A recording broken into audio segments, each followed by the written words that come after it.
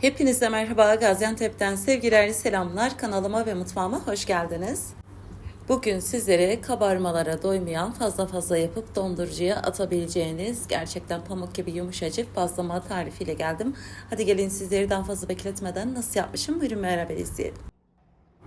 Bismillah deyip bazlamanın hamuru için öncelikle yoğurma kasesinin içerisine 3,5 su bardağı ılık su ekliyorum. Suyun hemen ardından 3,5 su bardak süt ekliyorum.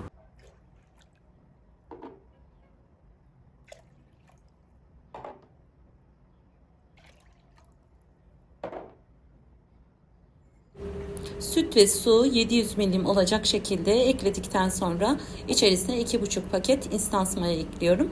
Eğer isterseniz bu tarif için 2 paket yaş maya da kullanabilirsiniz. 2 yemek kaşığı şekeri de ekledikten sonra şöyle güzel bir şekilde karıştırıyorum ve mayamızın daha güzel ve daha çabuk aktifleşmesi için üzerini kapatıp 10 dakika dinlendiriyorum.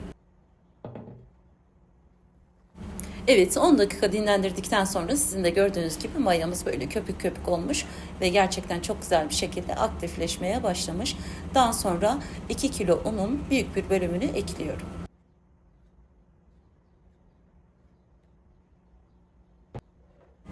Eklediğim unun üzerine 2 yemek kaşığı tuz da ekledikten sonra öncelikle hamuru şöyle spatula ile karıştırılmayacak kıvama gelene kadar karıştırıyorum.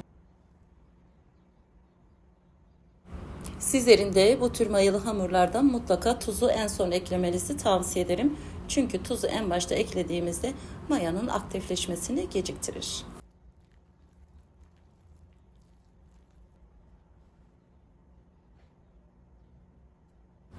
Hamuru spatula ile şöyle biraz karıştırdıktan sonra biraz daha un ekleyip elimle yoğurmaya devam ediyorum.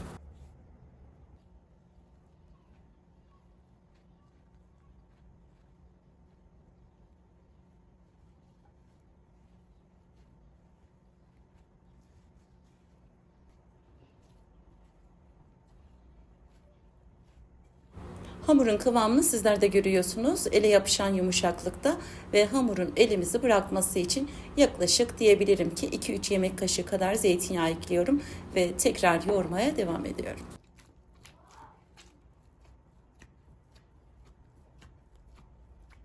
Hamurun kıvamı cıvık diye kesinlikle un ilavesi yapmayalım. Eğer hamur tekrar elimize yapışırsa çok az elimizi yağlayarak yoğurmaya devam edelim. Eğer ki hamurunuzu katı yaparsanız bazlamanız kesinlikle yumuşak olmaz.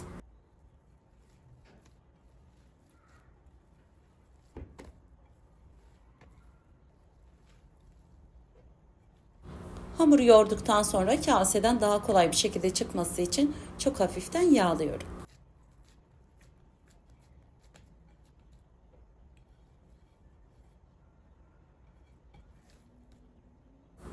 Hamuru yeteri kadar yoğurduktan sonra üzerini örtüp 30 dakika mayalanması için beklemeye alıyorum.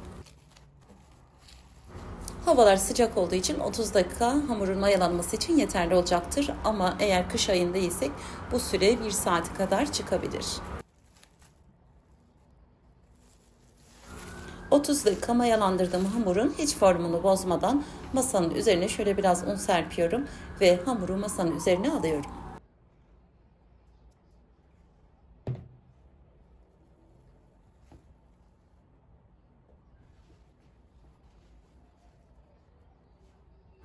Hamurun hiç formunu bozmadan küçük küçük parçalara bölüyorum. Hamurun kıvamı oldukça yumuşak olduğu için keserken ya da beze yaparken elinize yapışmalar olabilir. Çok hafiften un serperek kolaylıkla yapabilirsiniz.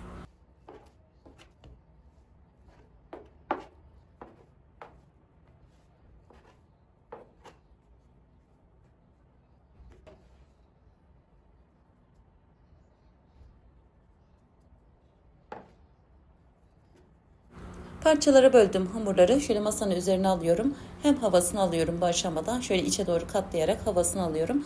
Hem de bezemi tamamlayıp unladığım tepsinin içerisine alıyorum. Eğer ki bu aşamada kestiğiniz parçalar biri küçük biri büyük olursa benim yaptığım gibi yamalayarak bezelerinizi eşitleyebilirsiniz.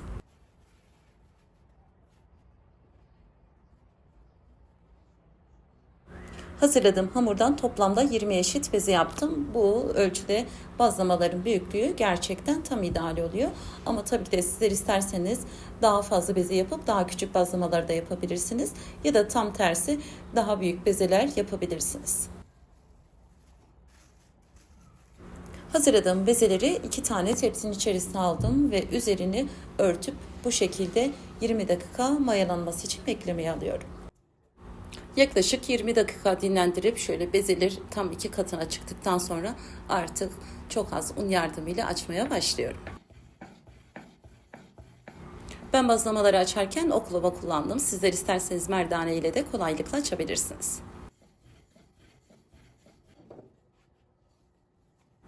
Bazlamaları açarken çok inceltmeyelim. Tatlı tabağından bir tık büyük, servis tabağından da biraz küçük olursa bizim için yeterli olacaktır.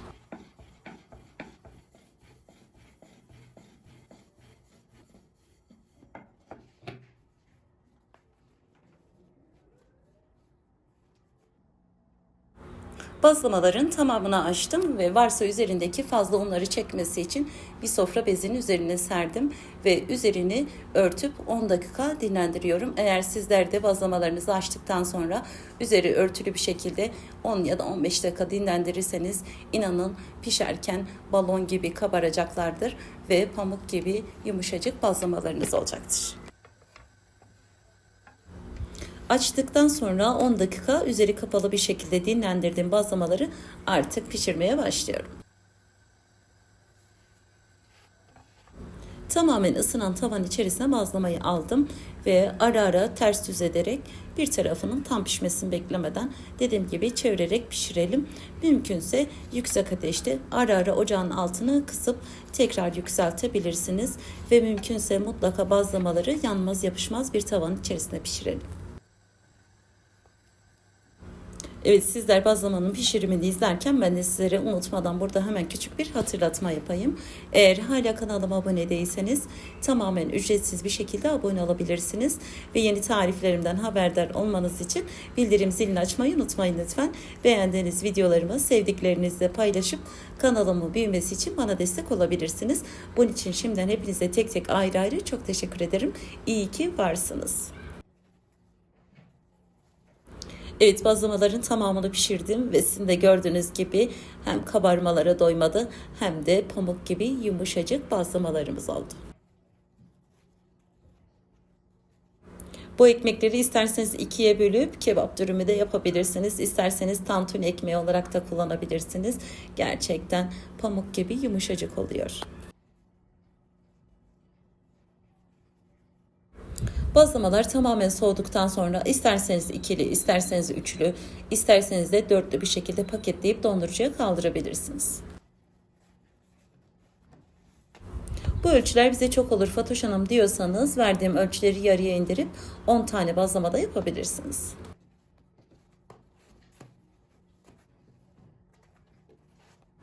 Ben bugün bazlamaları ekmeklik unla yaptım. Sizler isterseniz yarısını tam buğday unuyla yapabilirsiniz. Ya da isterseniz sadece tam buğday unuyla da bazlamalarınızı yapabilirsiniz.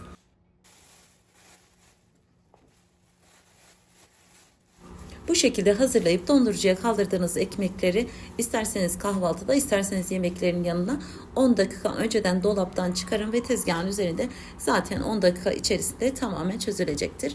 Eğer işiniz acele ise ısınmış tavanın içerisinde şöyle arkalı önlü bir iki defa çevirin. Zaten pamuk gibi yumuşacık ve buzu hemen çözülecektir. Yıllardır yaptığım garantili tarifimdir. Umarım sizler de bu pamuk gibi yumuşacık bazlamaları dener ve beğenirsiniz. Yapıp deneyeceklere şimdiden afiyet, şifa olsun.